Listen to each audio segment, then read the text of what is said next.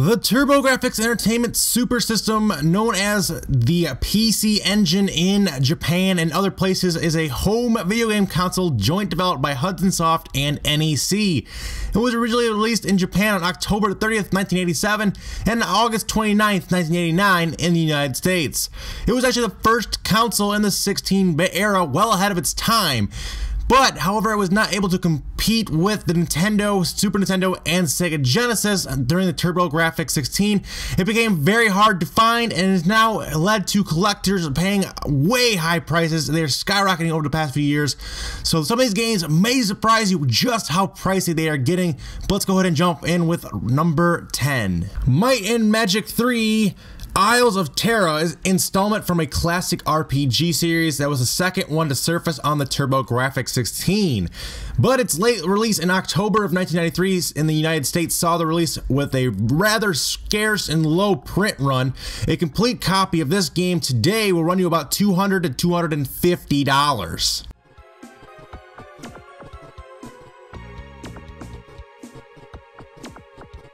Next up at number 9 is Camp California, which is a US-made platforming game starring the official mascots of the Beach Boys.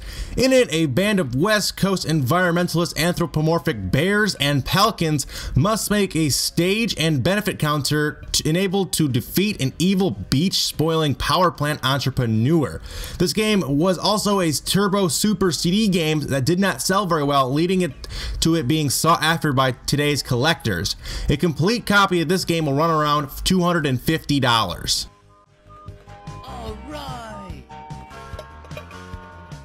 Next up at number 8 is Beyond Shadowgate, which is an adventure game similar to King's Quest that was supposedly in co-development for the PC, but eventually made its way to the Turbo Grafx as an exclusive.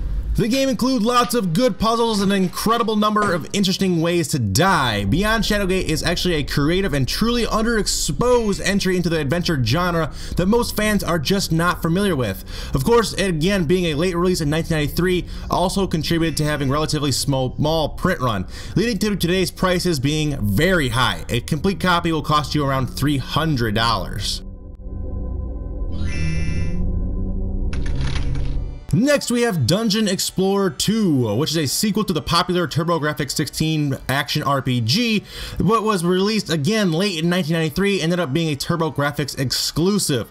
This game was another Super CD title that sales were low because it was never released on other systems. It's actually a pretty decent RPG. On top of that, the prices on this game have stayed high throughout the years. A complete copy will again run you around $300. Cotton Fantastic Night Dreams is a side-scrolling shooter game where the player controls Cotton, a young witch on a broomstick. The player must blast various monsters and avoid being shot while doing so. The player can collect power-ups to enhance their weaponry and unleash more powerful attacks on the enemy. It was originally an arcade game but was ported to the Super Turbo CD in 1993. Again, another victim of late-release, low-print runs. It's a very common problem with the system. As I said, didn't sell very well. A copy of this game will cost you around $350 for a complete.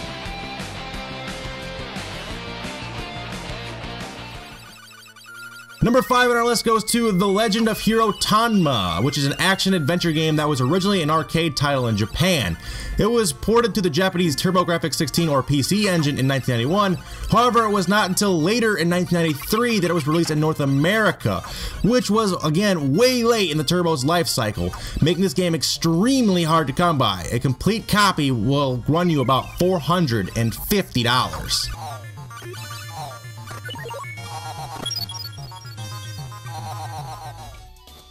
Bonk 3, Bonk's Big Adventure Super CD, was the third game in the trademark series. Bonk's Big Adventure brought two-player simultaneous action to the Bonk universe and was released for both the Turbo chip and Super CD format, with the differences between the two being that the CD version had a soundtrack and some 4-player versus minigames that the chip version didn't include. It's also worth mentioning that Bonk 3 is the last Super CD game that was ever released in the United States, and a complete copy of this will cost around $575.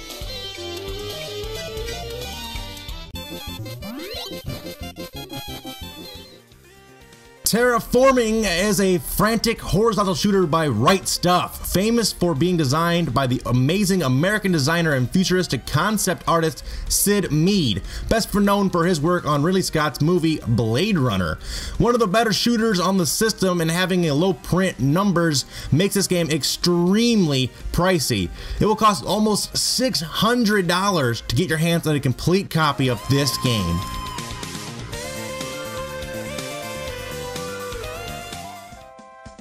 Our runner-up goes to the Dynastic Hero, which is said to be one of the absolute hardest Turbo Grafx titles to track down. However, Dynastic Hero is actually a slightly rebranded version of Wonder Boy, which is a Master System game. Just with palette-swapped visuals, it's kind of like Doki Doki Panic versus the North American Super Mario Bros. 2 on the NES.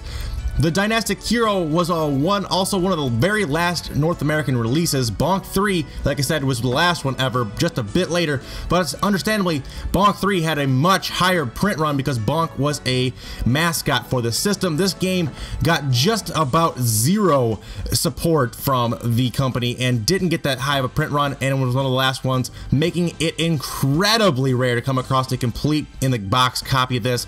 It will cost a whopping $1,000 to get a complete copy of this game.